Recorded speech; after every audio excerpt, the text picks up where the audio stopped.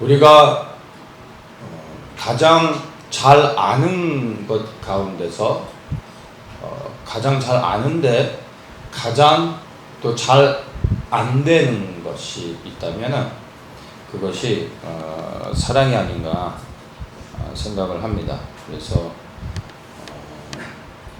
다 아는 것 같지만, 들으면 다 아는 것 같지만 또 이걸 적용할 때는 그렇지 않죠. 그래서 이 사랑에 대한 부분들은 계속해서 우리가 나누고 또 우리가 계속해서 또 이 적용해야 되는 부분이라고 생각을 합니다.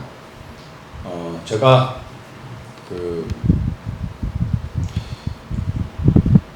언젠가 이제 아내하고 이제 결혼하고 뭐 10년 이상은 좀 됐을 것 같아요. 아침에 자고 이제 눈을 떴는데 이제 눈을 딱 떴는데 눈앞에 이제 제 아내가 이제 자고 있는 모습이 보이는데, 자다 보면 이제 이렇게 얼굴을 같이 마주 보게 하고 이제 잘 수도 있잖아요. 네, 눈을 딱 떴는데 또 하필 제 눈 바로 앞에 아내가 저를 마주보고 얼굴을 이렇게 딱 대고 자고 있었던 거예요. 제가 아침에 딱 눈을 떴는데 아내를 보는데 제가 깜짝 놀랐어요. 일단은 저 과장하지 않고 표현을 그대로 하면 머리가 막 헝클어져 있고 인상은 엄청 쓰면서 잠자고 있는데 거기다가 침을 흘려가지고 침이 이렇게 밑으로 흐르고 있었고, 있는 그대로 표현하는 겁니다. 눈을 딱 뜨는 순간 방심하고 있는 거잖아요. 눈을 딱 떴는데 거의 생전 처음 보는 이상한 사람이 앞에 딱 보이는 거예요. 그래서 정말 깜짝 놀라가지고 제가 잠을 벌떡 일어나서 이제 깨가지고 이렇게 봤더니 자세히 보니까 제 아내더라고요. 간밤에 이 사람이 어떻게 이렇게 변할 수 있는가 생각하면서 그 모습을 보니까 참 이런 사람이랑 결혼했나 싶더라고요. 그리고 이제 애 둘 낳고 시간이 좀 지나다 보니까 이제 아내가 점점 이제 무거워지기 시작하는데 어느 날 제가 이렇게 아내를 이렇게 안아보니까 듬직하다고 해야 되나요? 무게중심도 잘 잡히고 경과에 흔들리지 않을 것 같은 중심이 잘 잡혀서 뭔가 이렇게 안았을 때 꽉 찬 느낌. 이 처녀 때는 안 그랬는데 점점 이제 변해가는 아내의 어떤 그런 모습들을 보면서 이런저런 생각이 좀 들기도 하고, 또 살다 보니까 다 경험하시는 거겠지만 우리가 다 알고 결혼하는 게 아니잖아요. 결혼해서 생활하면서 서로를 알아가는 거죠. 알아가는 과정 가운데 몰랐었던 것들, 살아가면서 변하는 부분도 있겠지만은 몰랐는데 발견하는 것들이 있잖아요. 근데 그게 좋은 거면 괜찮은데 이런 부분이 있었나 하는 것들. 그래서 이런 건 좀 이랬으면 좋은데 저랬으면 좋은데 하는 것도 있지 않습니까? 이제 그런 것들 좀 아쉬움이라고 해야 될지, 좀 섭섭함도 있고 이제 이런 것들이 이제 보여지는 거죠. 그런 것들이 마음에 이제 걸리고 이제 이런 것들이 이제 오버랩이 되면서 어느 날 내가 문득 그런 생각이 드는 거예요. 내가 왜 아내하고 결혼을 했지? 약간 후회가 아니라 왜 결혼했는지를 곰곰이 생각하게 되더라고요. 내가 아내를 사랑해서 결혼을 했는데 정말 뭘 사랑한 걸까? 하면서 아내에 대해서 이제 제가 이렇게 고민하게 됐어요. 그리고 그러는 가운데 문득 또 들었던 생각이 제가 아내를 정말 사랑해서 결혼을 한 건데 왜 지금은, 그때가 아마 제 기억에는 한 10년 차, 결혼 10년 차 정도 됐었던 것 같은데 왜 지금은 그 전과 같이 결혼했을 때처럼 동일하게 아내를 내가 같은 마음으로 이렇게 사랑하지 못하고 있는가, 그런 생각을 하게 됐어요.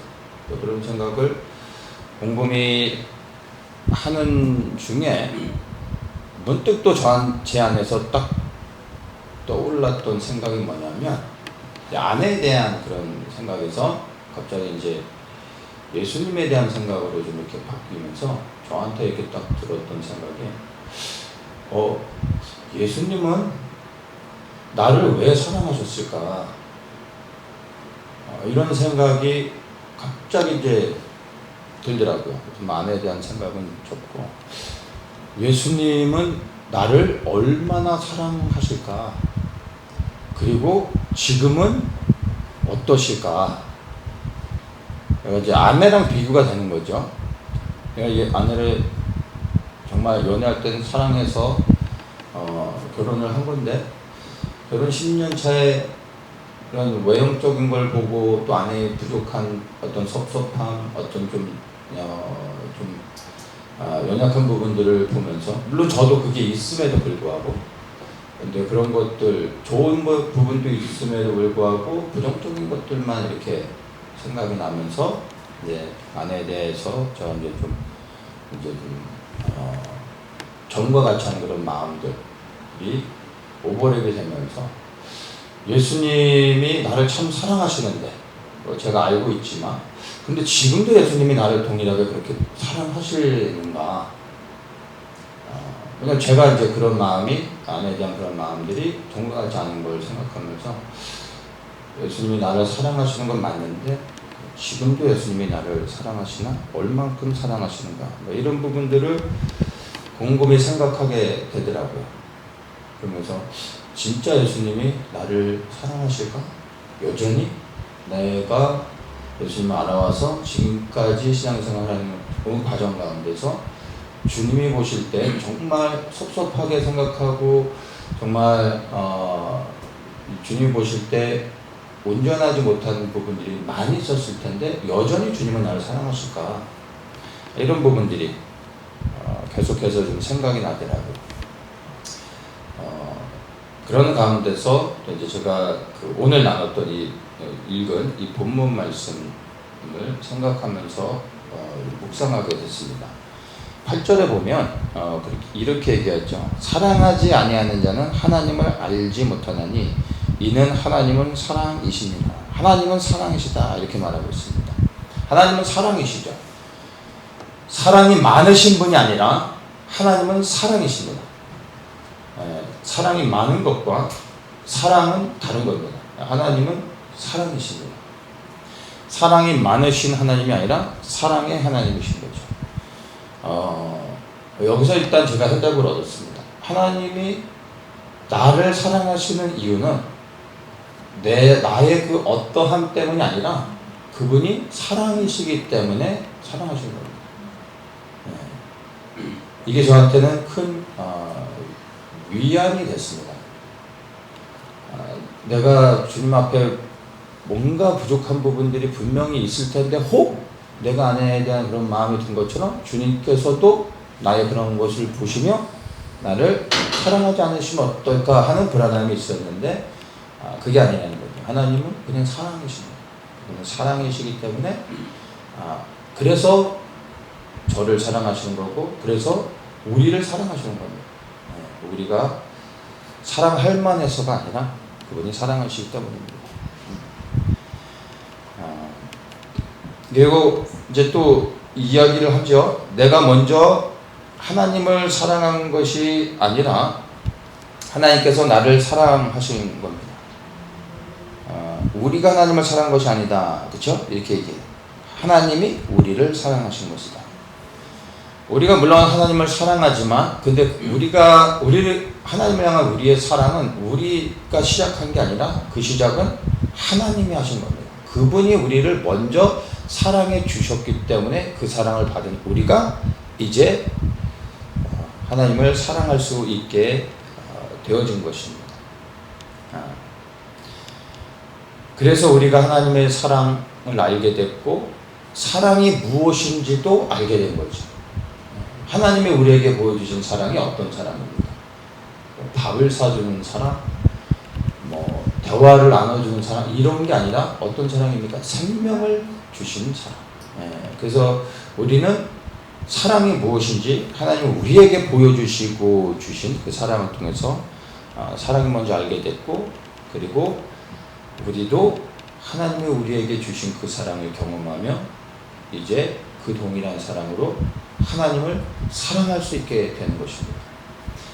사랑을 경험해보지 않으면 절대 할 수 없는 겁니다. 이해할 수도 없는 겁니다. 그리고 사랑을 받아본 사람만이 받은 만큼, 그 사랑을 누려본 만큼 그 사랑을 줄 수 있습니다.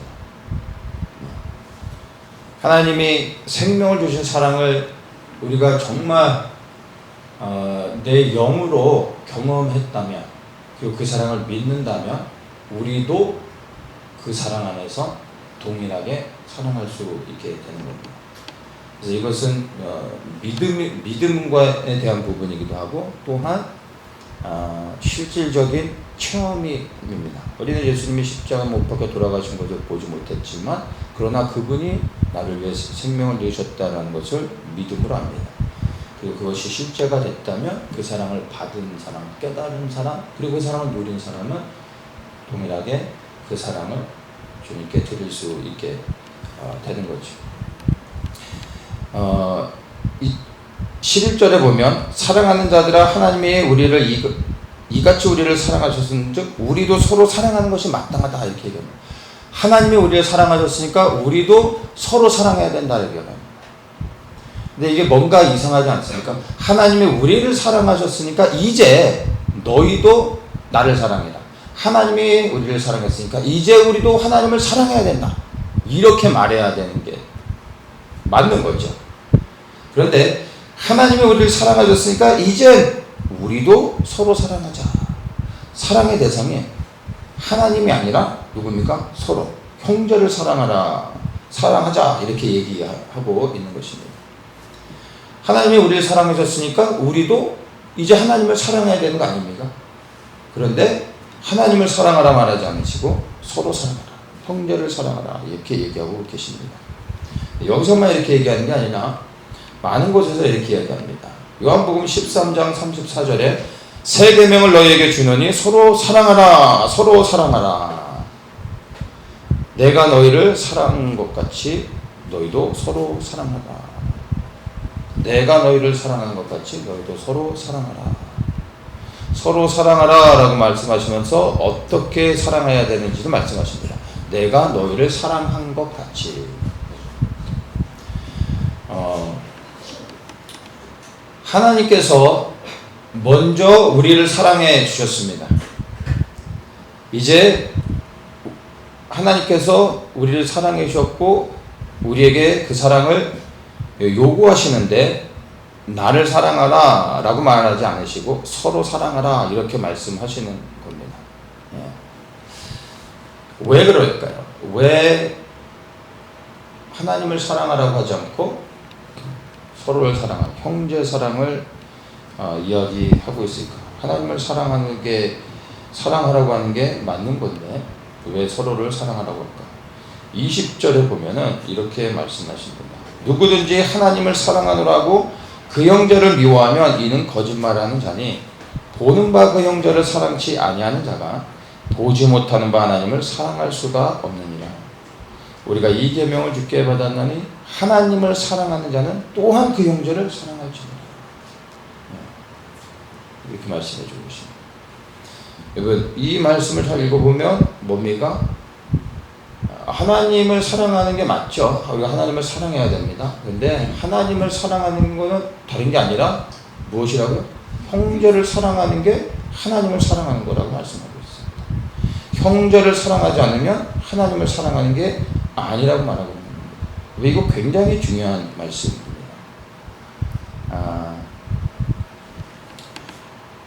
여기는 우리 모두가 하나님을 사랑합니다. 이건 물어볼 필요가 없겠죠. 얼만큼 사랑하냐라고 물어본다면 생명대로 사랑한다고 다 고백할 것입니다. 근데 여러분, 우리에게 하나님께서 주신 사랑하라고 우리에게 주신 우리의 형제 자매들, 우리의 가족뿐만이 아니라 우리 공동체 안에 또 우리의 사랑을 통해 구원받아야 될 이 땅에 많은 영혼들, 우리가 사랑해야 될 대상, 하나님이 사랑하는 형제와 자매들, 왜 우리가 사랑해야 될 대상 아닙니까? 그들을 사랑하십니까? 사랑할 만한 사람은 사랑하는데 사랑하고 싶지 않은 사람, 사랑하기 싫은 사람, 사랑할 수 없는 사람이 있지 않습니까? 이게 우리의 문제죠.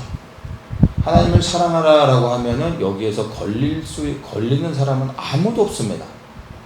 형제를 사랑하라고 할 때 이것이 우리에게 실질적인 문제가 됩니다. 사랑이 안 되지 않습니까? 하나님을 사랑하라고 하신 형제 안에 우리의 원수도 있을 수 있는 겁니다. 왜 안 될까요? 아까도 얘기했지만 왜 우리가 형제를 사랑할 수 없는지를 7절에서 이야기하죠. 사랑은 하나님께 속한 것입니다. 이 말씀은 사랑은 하나님에게서만 나오는 겁니다. 우리는 인정해야 될 것이 있습니다. 우리는 절대 사랑할 수 없습니다. 우리가 할 수 있는 사랑은 육에서 나오는 사랑입니다. 혼으로 할 수 있는 사랑, 영으로 할 수 있는 사랑은 안 됩니다. 육의 사랑은 온전하지 못하죠. 변하는 겁니다. 내 기분에 따라 사랑했다가 사랑하지 않을 수도 있습니다. 근데 이런 사랑이 아니죠. 우리는 하나님이 말씀하신 이 진정한 사랑을 아무도 할 수 없습니다. 왜냐하면 우리에겐 사랑이 없기 때문에. 우리는 사랑할 수 없습니다. 하나님만이 사랑하실 수 있습니다. 그분은 사랑이시기 때문입니다. 그래서 사랑이신 하나님이, 그러니까 하나님을 빼고 그냥 사랑이 우리 안에 들어와야 우리가 사랑할 수 있게 됩니다. 사랑이신 하나님이 우리 안에 임하실 때 비로소 내가 사랑하는 것이 아니라, 내가 노력하는 것이 아니라 내 안에 계신 주님이 사랑하시는 겁니다.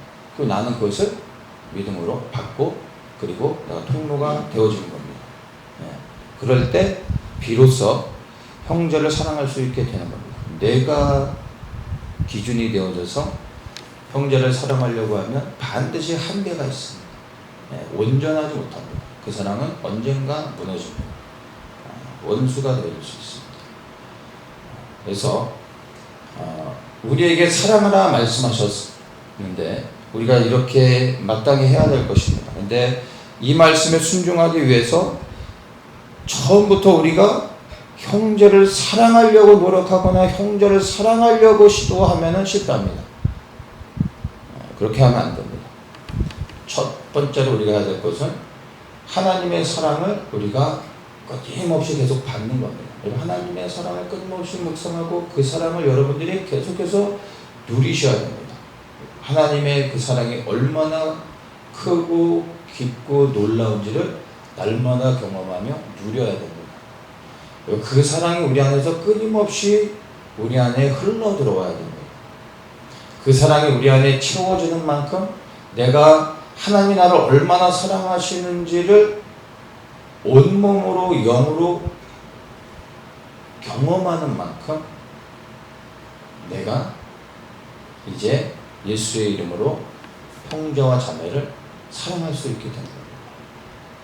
경험하지 않으면 사랑은 절대 할 수 없습니다. 그래서 사랑하기 위해서는 절대 사랑하려고 하면 안 됩니다. 하나님을 사랑하려고 해야 됩니다.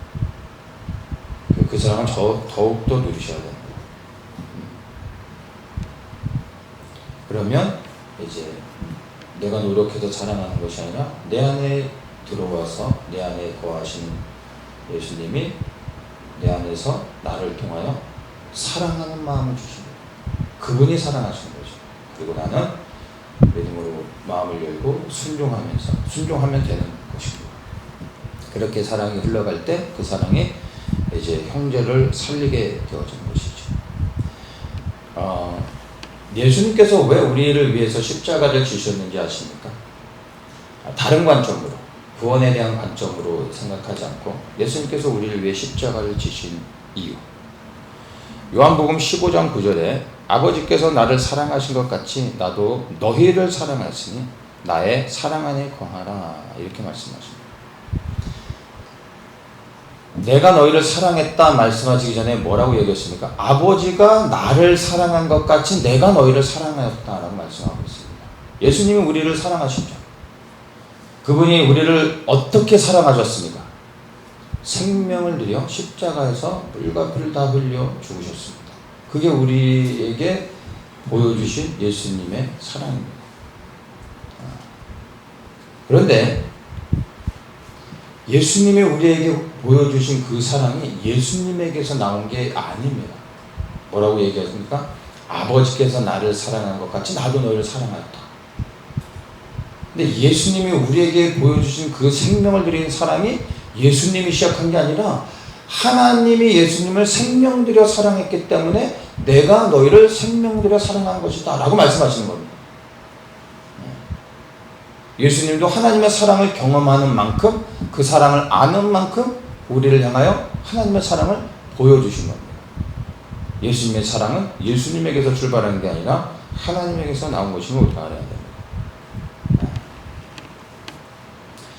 예수님이 우리가 사랑할 만해서 사랑한 게 아니고 사랑해준 하나님이 우리를 사랑해 주셔서 예수님도 우리를 사랑해 주시는 것입니다. 그래서 우리에게 있어서 우리의 관점에서 십자가는 우리를 향한 하나님의 사랑이죠. 십자가를 통해 그 사랑을 확증해 주셨습니다. 그런데 예수님의 관점에서 예수님에게 있어서 십자가는 하나님을 향한 예수님의 사랑인 겁니다.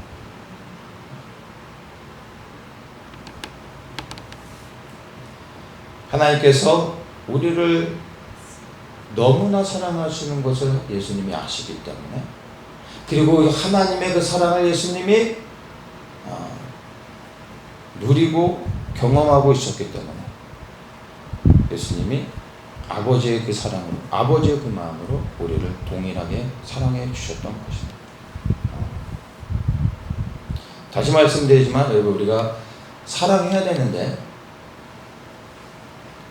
형제를 사랑하는 것이 아버지를 사랑하는 것으로 증명하여 보이는 것이고 또한 우리에게 명령하는 거기 때문에 우리가 반드시 하나님을 형제를 사랑해야 되는데, 그 사랑의 출발은 내가 형제를 사랑하는 것이 아니라 나는 사랑할 수 없다라는 것을 인정하고 받아들이는 겁니다. 그 사랑의 출발이 내가 되어지면 안 됩니다. 우리는 절대 사랑할 수 없는 자들입니다.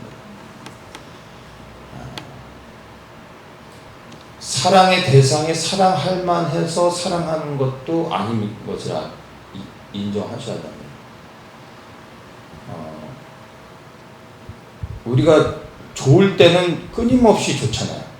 부부 안에서도 그렇고 또 친한 사람들 사이에서 사이가 좋을 때는 정말 간도 빼줄 수 있을 만큼 너무나 좋지 않습니까? 그런데 인생이라는 게 늘 똑같습니까? 어떤 문제들이 생기기도 하고 서로 간에 문제가 생기기도 하고 낙심되기도 하고 또 틀어지기도 하지 않습니까?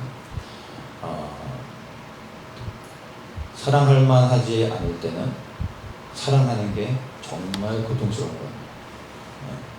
그래서 여러분, 사랑의 대상 때문에 우리가 사랑할 수 있는 것도 아닙니다. 우리가 사랑하는 그 사랑의 대상이 언젠가는 정말 사랑하기 싫은, 사랑할 수 없는 대상이 될 수도 있는 겁니다. 그래서 우리의 사랑의 출발이 예수님처럼 오직 하나님으로부터 시작되어야 됩니다. 그분은 사랑이시기 때문에 그분은 또한 변함이 없으신 분이기 때문에 그분의 사랑은 여러분 우리의 그 어떠함과 상관없이 동일하게 우리를 사랑해 주시는 겁니다. 우리가 하나님을 향하여 동일한 마음만 갖고 그분을 사랑한다면 그분의 사랑은 절대 변하지 않는 것입니다. 하나님께서 나를 사랑한 것 같이 나도 이제 당신을 사랑합니다. 사랑하겠습니다 라고 고백하며 하나님의 사랑이 내게 더욱더 부어지게 하시고 나를 통하여 하나님의 사랑이 흘러가게 하십시오 라고 기도하며 형제를 향하여 사랑을 시작하는 것입니다.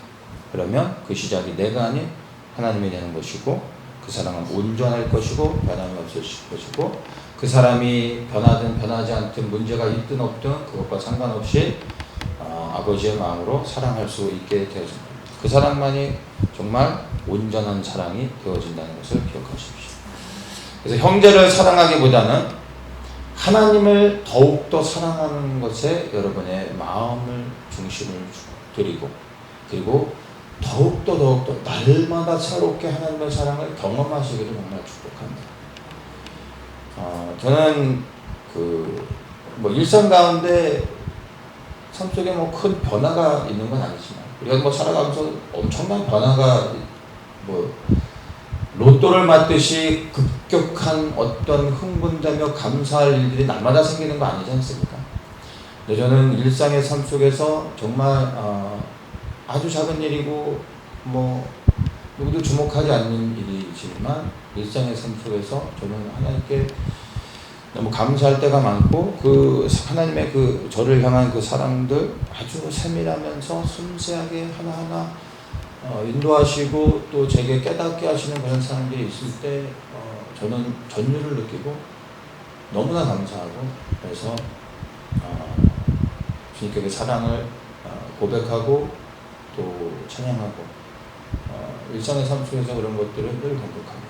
근데 그 사랑이 제게 정말 부어지고 또 정말 이게 채워질 때 제가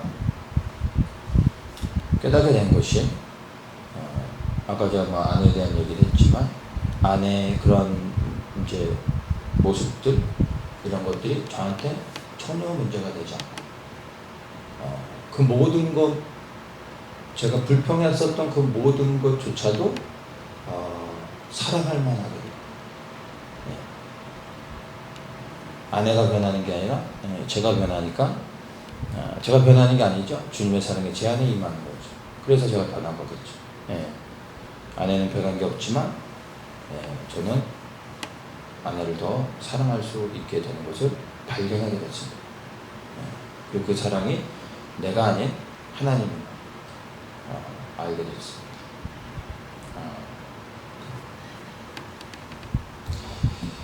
20절에서 이 부분을 우리가 분명히 기억해야 됩니다. 보는 바 그 형제를 사랑치 아니하는 자가 보지 못하는 바 하나님을 사랑할 수가 없느니라. 이 말씀이 우리에게 두려운 마음으로 들어와야 됩니다. 여러분, 난 하나님을 사랑합니다 라고 말하는 거 아무 의미 없습니다. 여러분, 그리하여 하나님의 사랑하라고 하신 그 형제를 사랑하고 있는지 보십시오. 사랑하고 있지 않다면 우리가 사랑해야 될 우리에게 사랑하라고 하신 우리의 그 형제와 자녀를 사랑하고 있지 않다면 하나님을 사랑하고 있지 않은 것입니다.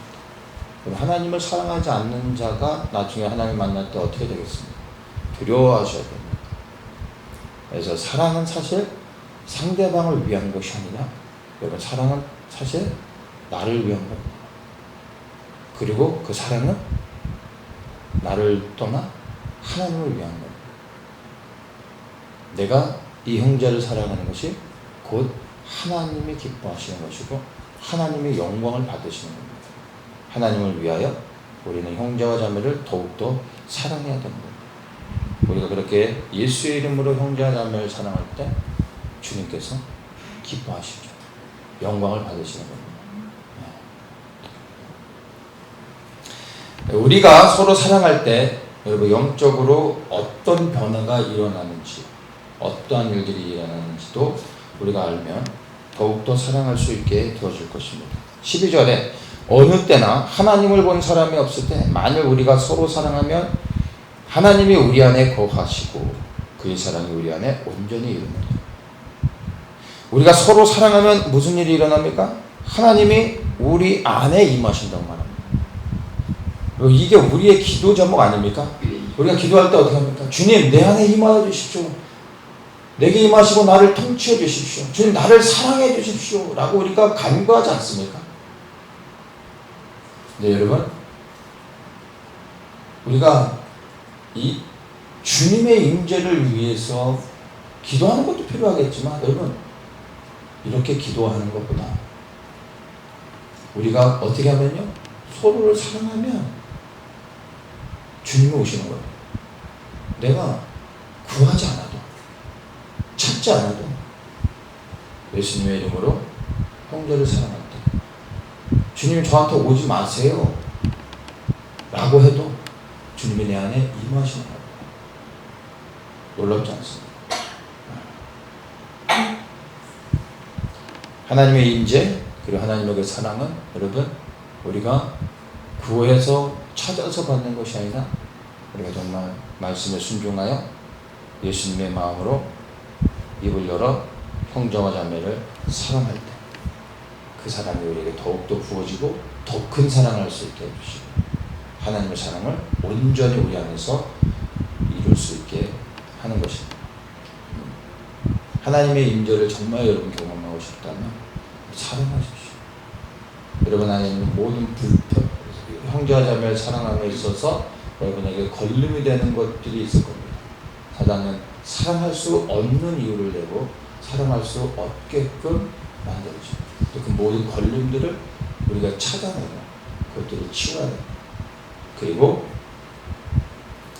예수님의 마음으로 하나님의 마음으로 사랑을 시작하는 것입니다.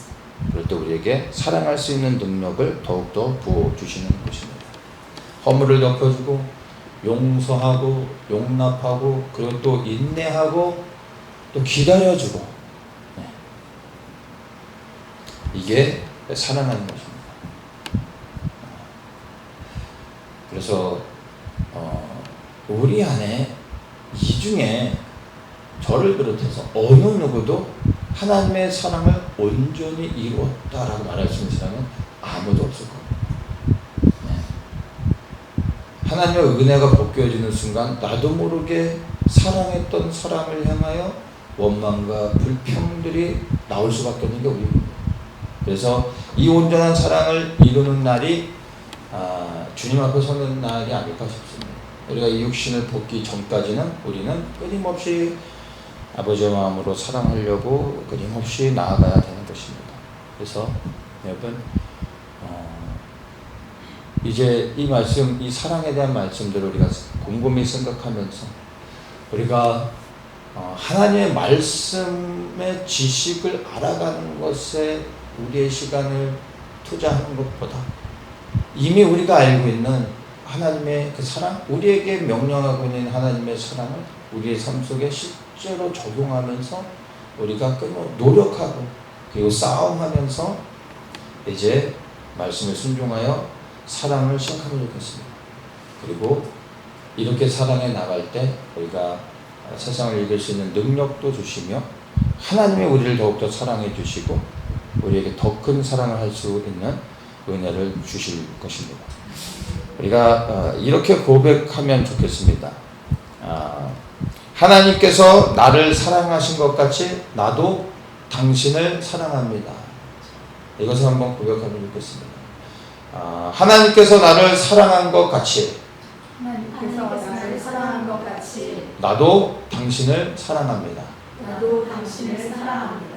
이 한 목소리로 한번 크게 같이 외치겠습니다. 하나님께서 나를 사랑한 것 같이 나도 당신을 사랑합니다. 아멘.